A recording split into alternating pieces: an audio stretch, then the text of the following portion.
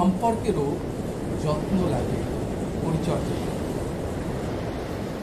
অন্যের কথাকে পাত্তা দিলাম না, সেটাও নেগেটিভ। পরিবার বলতে আমরা যা বুঝি, সেই পরিবারের বয়স কত? আমরা যদি এটা দেখি, সমাজবিজ্ঞানের ইতিহাসে যারা সমাজবিজ্ঞান চর্চা করেন তারা মনে করেন যে আমাদের পরিবার বলতে যা বুঝি, স্বামী স্ত্রী ছেলে মেয়ে ইত্যাদি মিলিয়ে যে পরিবার, এই পরিবারের বয়স 4000 বছরের মতো।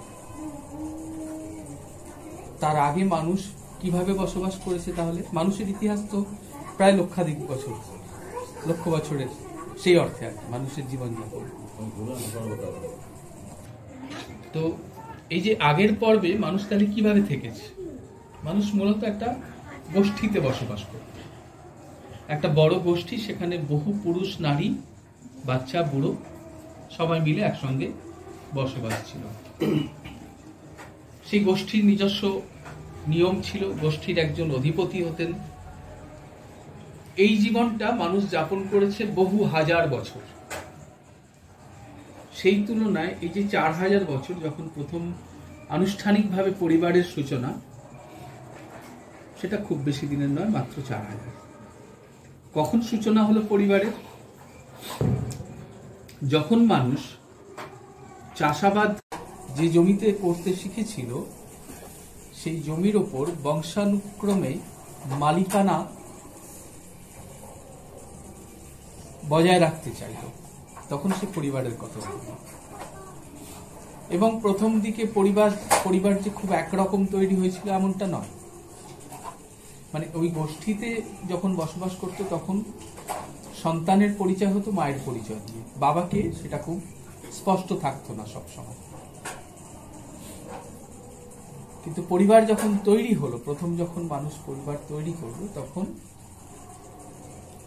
এক এক জায়গায় এক এক রকম পরিবার তৈরি হলো। যেখানে নারীর সংখ্যা কম, সেখানে এক নারী বহু পুরুষের পরিবার। আবার যেখানে নারীর সংখ্যা বেশি, পুরুষের সংখ্যা কম, সেখানে উল্টোটা।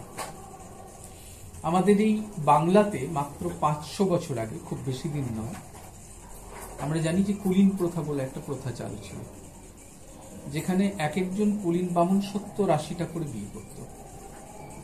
খুব বেশি দিনের গল্প নয়। এখানে আজ থেকে 200 বছর আগেও বহু পরিবার ছিল যেখানে 5টা-6টা করে বিয়েটা কোনো বিষয় ছিল না। প্রথম ভিক্টোরীয় মূল্যবোধ থেকে আমরা এক নারী এক পুরুষের রোম্যান্টিক যে রিলেশন, এইটাকে বেশি করে গুরুত্ব দিতে শুরু করলাম। তার আগে কি এখানে রোম্যান্টিক রিলেশন কিছু ছিল না? নারী পুরুষের ছিল, কিন্তু সেটা খুব ব্যতিক্রমী, খুব বেশি যে ছিল সাংঘাতিকভাবে এমনটা কিন্তু নয়। কিন্তু প্রথম নারী পুরুষের প্রেমের সম্পর্ক গুরুত্ব পেতে শুরু করলো, এক নারী এক পুরুষের সম্পর্ক, সেটা এলো ভিক্টোরীয় আমলে। এখানে অনেক বেশি করে বাঙালি শিক্ষিত মধ্যবিত্ত একটা অংশ তৈরি হলো সেই সময়, আমরা জানি। এবং তাদের সাহিত্যে, কাব্যে, বিভিন্ন জায়গাতে এই বিষয়টা গুরুত্ব পেতে শুরু করলো, পরিবার তৈরি হলো। এই পরিবারেরও নানান রকমের ওঠাপড়া আমরা দেখলাম। আমরা জানি যে উত্তম সুচিত্রার যে যুগ, এক নারী এক পুরুষের যে গল্প, এই গল্পটা 80-র দশক অব্দি ঠিকঠাক চলল।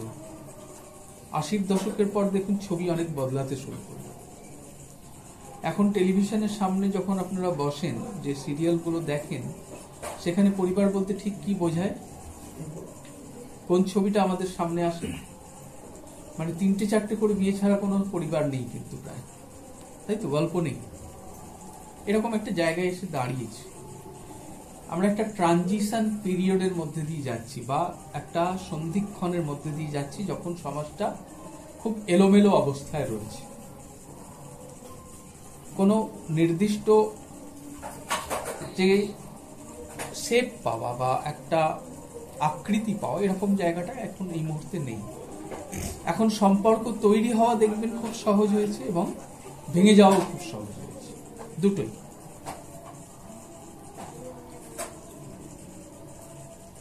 এইরকম একটা জায়গায় আমরা দাঁড়িয়ে আজকে পরিবার নিয়ে কথা বলতে বসেছি। এই প্রেক্ষাপটে দাঁড়িয়ে পরিবারে আমরা জানি যে একান্নবর্তী পরিবার আমরা দেখেছি, তাই তো? বড় পরিবার, যৌথ পরিবার, যেখানে বহু রকমের সম্পর্ক, সবাই একসঙ্গে থাকে। সেই পরিবারগুলো ধীরে ধীরে ভাঙতে থেকেছে। ভেঙেছে তারও কিছু অর্থনৈতিক সামাজিক কারণে ভেঙেছে সম্পর্কগুলো। আগে যেটা ছিল যে পরিবারগুলো একসঙ্গে থাকতে বাধ্য হতো, যেহেতু কৃষির ওপর নির্ভরশীল ছিল পরিবার, চাষাবাদের সঙ্গে নির্ভরশীল ছিল, পরবর্তীকালে ব্যবসার সঙ্গে নির্ভরশীল ছিল, পারিবারিক ব্যবসা, সেটাকে টিকিয়ে রাখতে অনেকে মিলে একসঙ্গে কাজ করত। আজকে সেই জায়গাটা ভাঙতে থেকেছে, কারণ চাকরি যখন থেকে এলো, চাকরির প্রয়োজনে ছড়িয়ে পড়তে থাকলো মানুষ। এক একটা যৌথ পরিবার ভাঙতে ভাঙতে ভাঙতে ভাঙতে অনেকগুলো টুকরোতে পরিণত হলো। এখন এমনও পরিবার রয়েছে যেখানে স্বামী এক জায়গায় থাকেন, স্ত্রী এক জায়গায় থাকেন, ছেলে মেয়ে আর এক জায়গায় থাকেন। হয়তো বৎসরান্তে কোনো পুজোর সময়, কোনো অনুষ্ঠানের সময় এক কাটটা হয়। এই জায়গাটাও হয়েছে। তো পরিবারের এই চেহারাটা আমরা দেখতে পাচ্ছি। আবার কিছু কিছু যৌথ পরিবারও রয়েছে তার মধ্যে, খুবই কম সংখ্যায়, কমে এসছে অনেক। তো পরিবার মানে আগে পুরো পাড়াটা পরিবার হতো। মানে আমরা যদি কোনো অন্যায় করতাম, পাড়ার কোনো কাকু আমার কান ধরার ক্ষমতা রাখতেন, তাই তো? পাড়ার কাকুরও সেই ক্ষমতা ছিল। মুখ থেকে একটা গালাগাল বেরোলে থাপ্পড় খেতে পারতাম আমরা, পাড়ার যে কোনো মানুষ দিতে পারতেন। সিগারেট নিয়ে পাড়াতে ঢোকা, এই সাহস আমাদের খুব কম জনেরই হতো। ছবিটা আজকে পুরো বদলে গেছে, তাই তো? এখন আমাদের ব্যক্তি স্বাতন্ত্র্য বোধ অনেক বেড়েছে, তাই তো? নিজেদের যে আত্মমর্যাদা বোধ সেটা নিশ্চয়ই বেড়েছে, কিন্তু ব্যক্তি স্বাতন্ত্র্য বোধও বেড়েছে। আগে আমরা একটা ঘরে 10 জন মিলে থাকতে পারতাম, কিন্তু এখন বাড়ির ছোট ছেলেটার জন্য আলাদা একটা ঘর লাগে। এই জায়গাটা এসে আমরা দাঁড়িয়ে আছি এখন। এই সম্পর্কে, মানে এই যে ছোট ছোট হতে থাকা যে পরিবার, এই পরিবারটাকে টিকিয়ে রাখার ক্ষেত্রে একটা বড় ভূমিকা নেয় সম্পর্ক, তাই তো? সম্পর্কেরও যত্ন লাগে, পরিচর্যা লাগে। আমার এই চশমাটার সঙ্গেও আমার সম্পর্ক আছে, এটাকে আমি ছুঁড়ে ফেলি না, যত্নে রাখার চেষ্টা করি। এতে ধুলো যাবে কখনো, রাস্তাঘাটে চলাফেরা করতে করতে ধুয়ে নিই, মুছে নিই, যত্ন করে মুছি, তাই তো? আমাদের কাছের যে সম্পর্কগুলো, সেটা হয় আমার পরিবারের মানুষজনদের সঙ্গে হোক, কিংবা আমার কাজের জগতে হোক, কিংবা আমার প্রতিবেশী, বন্ধু বান্ধব, সব সম্পর্কেরও একটা যত্নের দরকার হয়।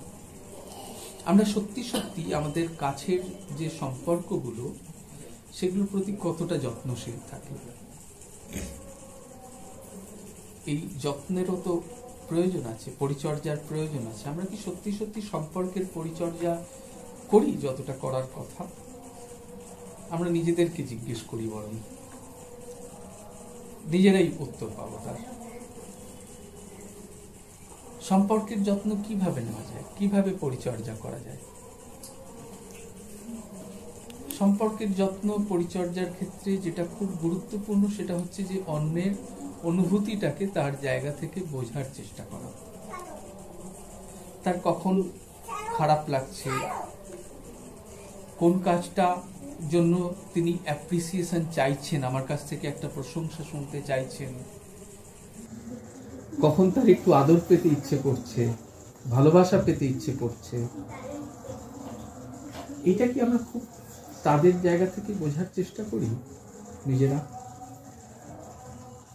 আমরা নিজেদেরকে সেই প্রশ্ন যদি করি, আমরা দেখব যে আমরা করি না অনেক ক্ষেত্রে, কারণ এগুলো নিয়ে আমরা ততটা সচেতনও থাকি না।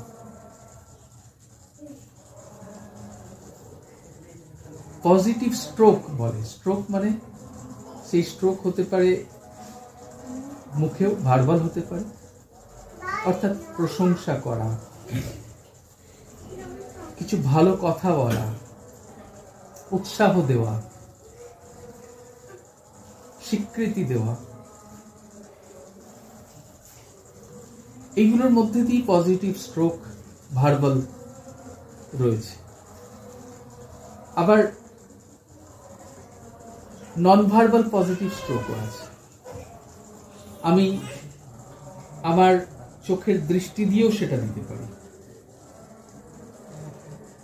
আমি এমন ভাবে আমি তাকালাম যেটাতে একজন মানুষ আরাম বোধ করবে।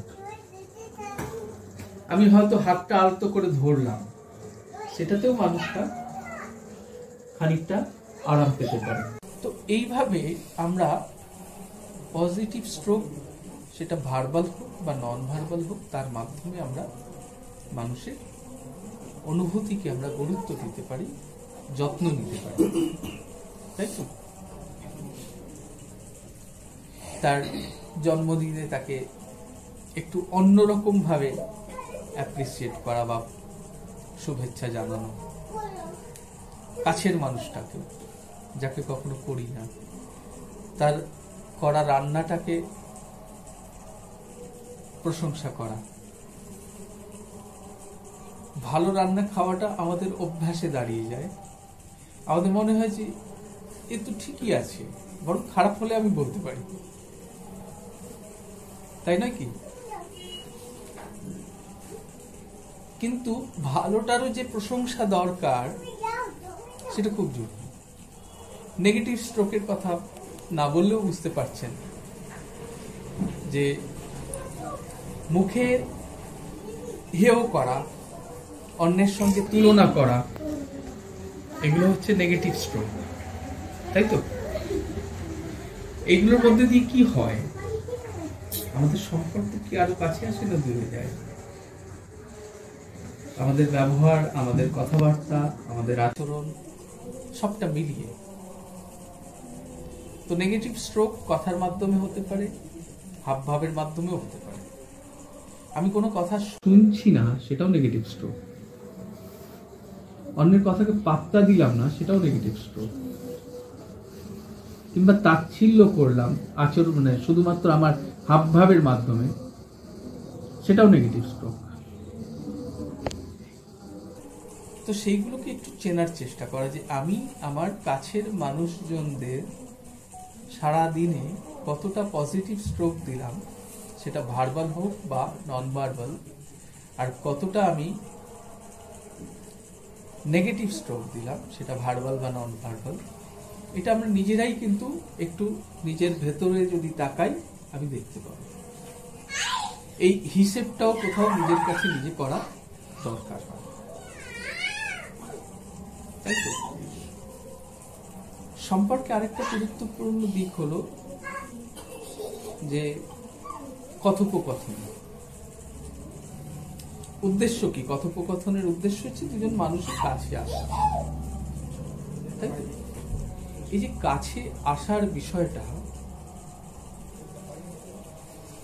কথোপকথনের ওই হাবভাবের মাধ্যমে কিংবা মুখে বলা কথার মাধ্যমে। একটু নিজেরা কখনো প্রশ্ন করে দেখি যে আমি সারাদিন সকাল থেকে রাত অবধি যত রকম ভাবে কথোপকথন চালিয়েছি বিভিন্ন মানুষের সঙ্গে, আমার কথোপকথনের ধরনের মতো কম্পোনেন্ট ছিল যা আমাকে অন্যদের থেকে দূরে ঠেলে দিয়েছে আর কোনগুলো কাছে এনে দিয়েছে। এই হিসেবটাও যদি আমরা কষি, তাহলেও কিন্তু বুঝতে পারবো যে সবারই নিজেদেরকে আমার ভূমিকা কতটা কি থাকছে। আরেকটা জায়গা যেটা, সেটা হচ্ছে আমরা অন্যদেরকে খুব বেশি বদলাতে পারি না।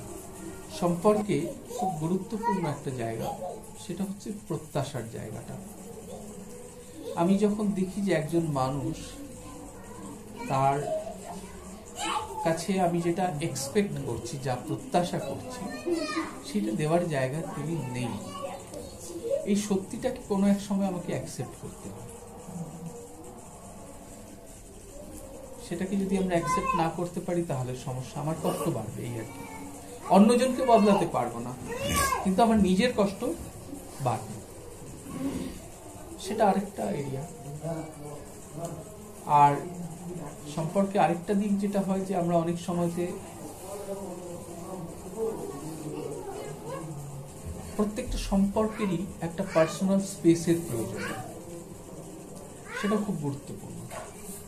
এই স্পেসটা যেমন আমার প্রয়োজন রয়েছে, অন্যেরও প্রয়োজন আছে,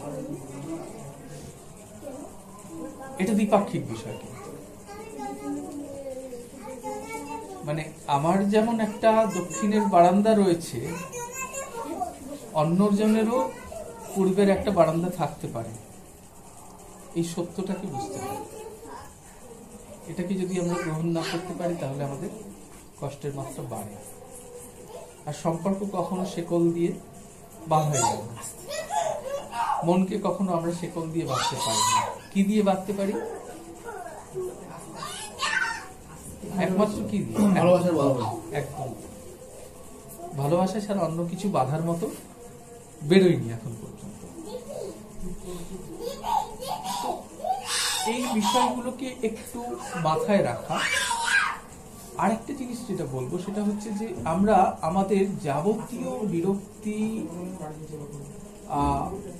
ব্যর্থতা, দুঃখ, যা কিছু আমার ভেতরে জমে, সবটা নামাই আমরা আমাদের সব থেকে সফট জায়গাটাতে, এবং সেটা রাগের আকারে, তাই নয় কি? রাগটা কার ওপর বেশি প্রকাশ করি? খুব কাছের মানুষটার ওপর। তাকে টেকেন ফর গ্রান্টেড ধরে নিই যে সে আর যাবে কোথায়, তাই তো?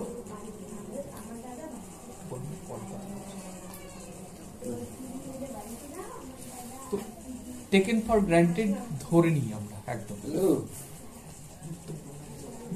এইটা আমাদের যেটা মাথায় রাখা দরকার যে আমাদের ইমোশনস, আমাদের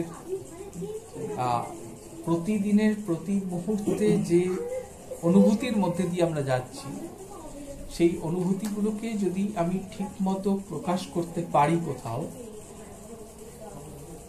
তাহলে ওইভাবে একজনের উপর রাগের চেহারায় সেটা প্রকাশ পাবে।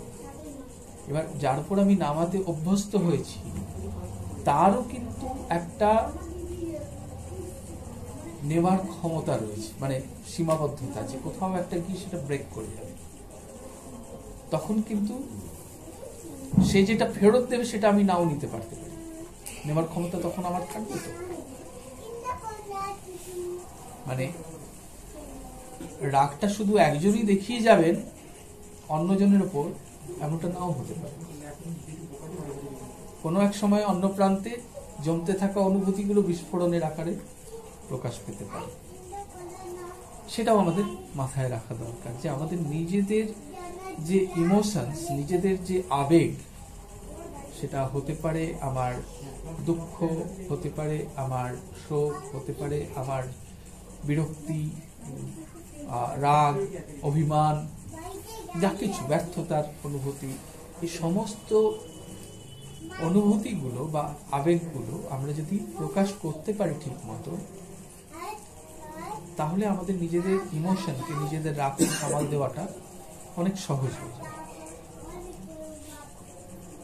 নিজেকেই কতগুলো প্রশ্নের মুখোমুখি দাঁড় করাতে পারি যে কেন আমার রাগ হলো, কতটা যুক্তি রয়েছে এই রাগে, এই রাগটা সত্যি সত্যি কতটা যুক্তিযুক্ত। কার উপরে আমি রাগটা নামাচ্ছি, যার উপরে নামাচ্ছি তিনি সত্যি সত্যি কতটা দায়ী, কিভাবে আমি রাগটা নামাচ্ছি,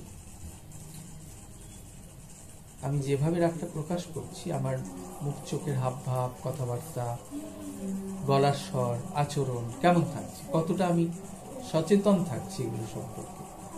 আর এইভাবে রাগ প্রকাশ করে শেষ অবধি আমার কি কি লাভ হচ্ছে, ক্ষতিই বা কি কি হচ্ছে, কি প্রভাব পড়ছে আমার কাছের মানুষজনদের সঙ্গে সম্পর্কের উপর।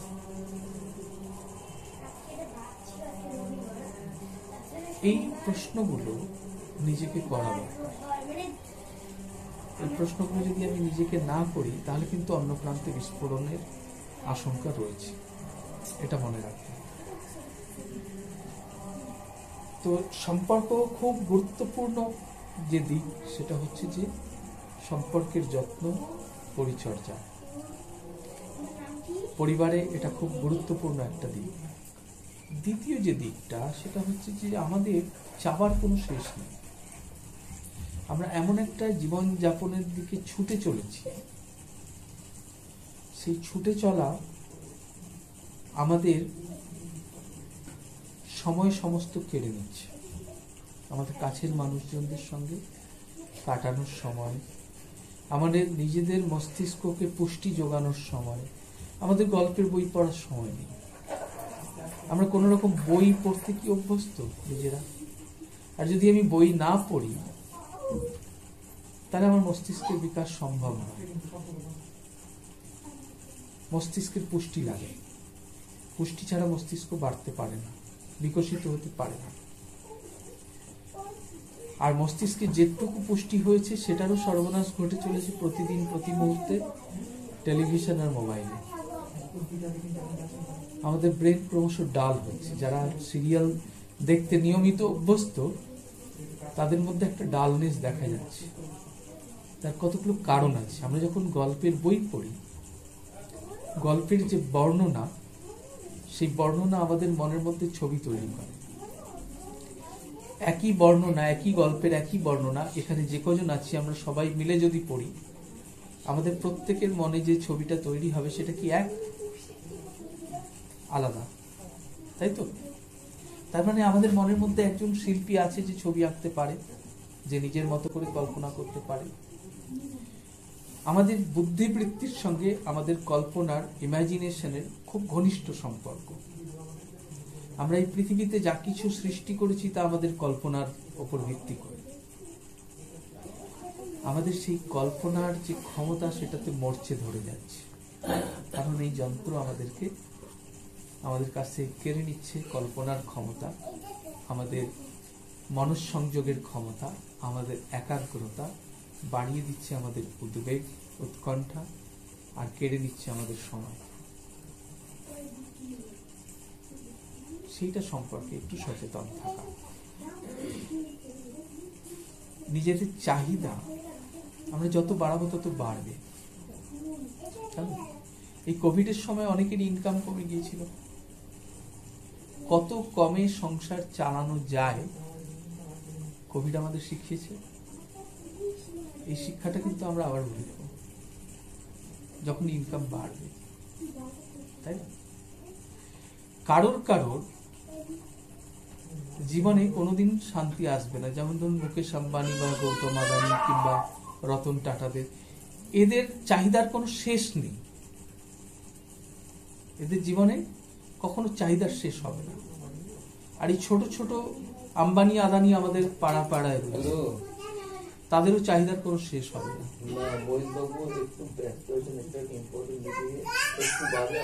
এই যে এত মানুষের যে চাহিদা, সত্যি সত্যি কি এগুলো আমাদেরকে সুখে রাখে মনে হয়? আমরা যে জীবনযাপনটা করি, আমাদের সন্তানদের সামনে যে জীবনযাপনটা হাজির করছি, এটা কি সত্যি সুখে রাখবে? ধরুন আমি বলছি যে এই ঘরে যতগুলো আলো জ্বলছে, সত্যি কি আমাদের এত আলোর দরকার? দরকার নেই, একটা আলোই তো যথেষ্ট। কিন্তু আমরা যেটা করছি সেটা হচ্ছে যে আবার এই আলো আসে কোত্থেকে? বিদ্যুৎ থেকে। সেই বিদ্যুৎ কোত্থেকে আসে? কোত্থেকে আসে সেই বিদ্যুৎ? আমি একটা উদাহরণ হিসেবে বলছি। পাওয়ার গ্রিডে কিভাবে বিদ্যুৎ তৈরি হয়?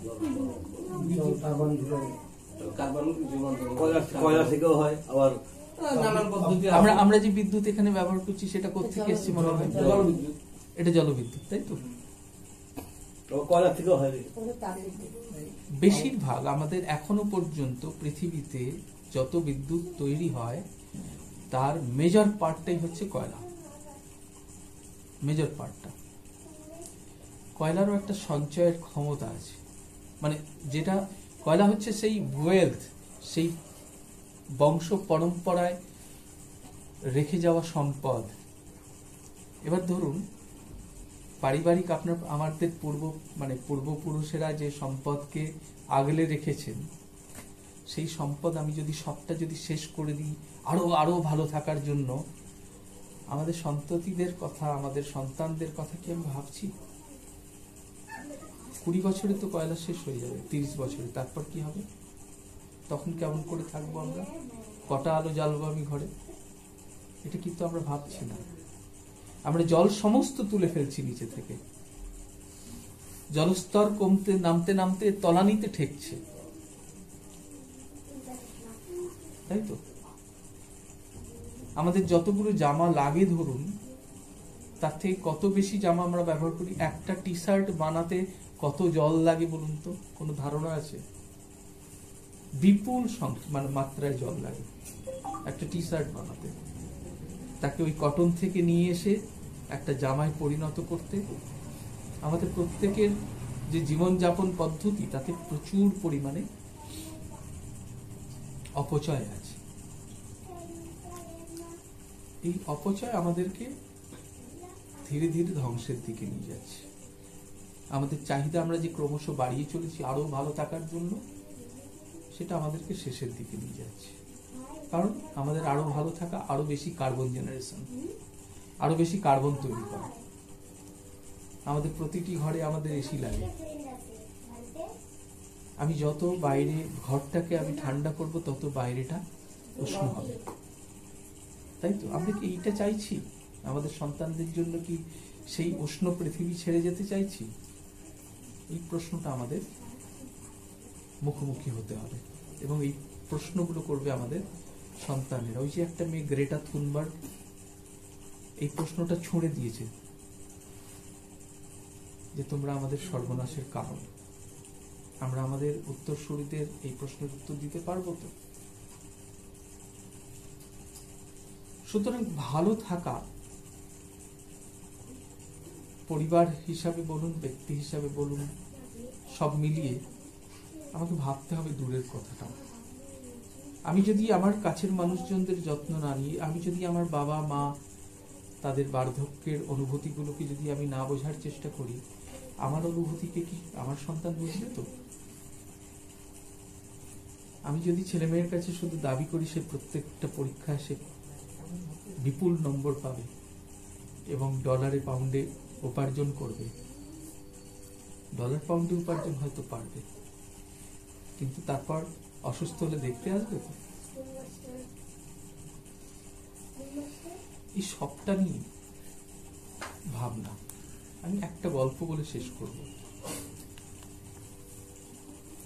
বাংলা ঝাড়খণ্ড সীমান্তের একটা গ্রাম, জঙ্গলের ধারে। সেখানে সেই গ্রামের মধ্যে একটা মাঠ, জঙ্গলের ঠিক গায়ে। সেই মাঠে একটা গর্ত খোঁড়া হয়েছিল। সেই গর্তে একটা অজগর কোনোভাবে পড়ে গেছে, সে উঠতে পারছে না। ছোট ছোট ছেলে মেয়েরা পাথর ছুঁড়তে শুরু করেছে তাকে। বন দপ্তরের একজন কর্মী দেখতে পেয়ে সাইকেল নিয়ে ছুট লাগিয়েছে অফিসের দিকে। ইতিমধ্যেই জঙ্গল থেকে মাথায় কাঠের বোঝা নিয়ে এক বৃদ্ধ ফিরছেন, কাঠ পোড়ানো কাঠ নিয়ে। ফিরতে ফিরতে তিনি দেখেন যে ওরকম একটা অজগরকে ধরে ঢিল ছুটছে। তিনি বাচ্চাদের থামান, তাদের বোঝান যে এই অজগর আমাদের দেবতা, জঙ্গলের দেবতা, একে মারলে পাপ হবে, একে বাঁচিয়ে রাখতে হবে। তিনি নিজে গামছা বেঁধে নেমে পড়লেন নিচে, অনেক কষ্ট করে উপরে তুললেন। তোলার পর জঙ্গল থেকেই নানান রকম আবার খেলতে, লতা পাতা ঘাস দুব্বো নিয়ে এসে ইতিমধ্যে জঙ্গলে ছড়ে যাওয়া ওই জায়গায় খবর গেছে, বন্ধা বেঁধে দিলেন। রেঞ্জার সাহেব বলেছেন আমি ছেড়ে যাব। বাচ্চারা হাত, তারা জিপ নিয়ে, ল্যাডার নিয়ে রোপ নিয়ে, দড়ি টড়ি নিয়ে, মই দড়ি এসব নিয়ে হাজির। সে দেখে অজগর নেই। বাচ্চাদের জিজ্ঞেস করতে ওরা বললো ওই গাঁও বুড়া জঙ্গল থেকে ফিরছিল, দেখতে পেয়ে অজগরটাকে নিজে নেমে তুলেছে, তারপর তার গায়ে ওষুধ টষুধ লাগিয়ে জঙ্গলে ছেড়ে দিয়েছে। রেঞ্জার বলেন আমি সেই বুড়ার সঙ্গে দেখা করবো। বাচ্চারা হই হই করে ছুটতে লাগলো, জিপ চললো পেছনে গিয়ে, যেরকম হয় আদিবাসী পরিবারের একটা মানে আদিবাসী পরিবারগুলো ছড়িয়ে ছিটিয়ে থাকে, পরপর আমাদের শহরে বা গ্রামের মতো নয়, ঠিক এখানে একটা বাড়িতে ওখানে একটা বাড়ি এরকম ছড়ানো। তো সেখানে একটা খাটিয়া শুয়ে রয়েছেন সেই বৃদ্ধ, তখন ক্লান্ত হয়ে। রেঞ্জার মানে ওই রকম ভাবে হই হই করে বাচ্চারা গেছে, রেঞ্জার সাহেব গেছেন, জিপ এসছে, ঘাবড়ে তিনি উঠে দাঁড়িয়ে হাত জোর করে বলেন বাবু আমার কোনো গলতি হয়ে গেছে। রেঞ্জার বলেন না না, আপনি কোনো অন্যায় করেননি, আপনি খুব ভালো কাজ করেছেন, একটা সাপকে ওরকম বাঁচিয়েছেন, তা আপনাকে আমরা ইনাম দিতে চাই, আপনি বলুন আপনার কি চাই। সেই বৃদ্ধ অনেক ভাবতে শুরু করলেন, ভেবে টেবে বললেন আমার তো কিছু লাগবে না বাবু। লাগবে না মানে? বলে হ্যাঁ বাবু আমার তো সব আছে, আমার 2 বিঘা জমিন আছে, আমি যে চাল হয় আমার চলে যায়, আমার একটা ঘর বি আছে, আমার খাটিয়া আছে, আমার লণ্ঠন আছে, টর্চ ভি আছে, একটা চুলা তো আছে, আর কাঠ আমি জঙ্গল থেকে পেয়ে যাই, তো আমার তো কিছু লাগবে না বাবু। হ্যাঁ, ধুতি আর কুর্তা বি আছে 2টো করে। সে কিছুতেই মনে করতে পারলো না যে তার কি লাগবে। অনেক বলার পর এই মানুষটা কিন্তু পৃথিবীর সুখীতম মানুষের মধ্যে একজন। আমাদের অসুখ সারানো মুশকিল। ধন্যবাদ।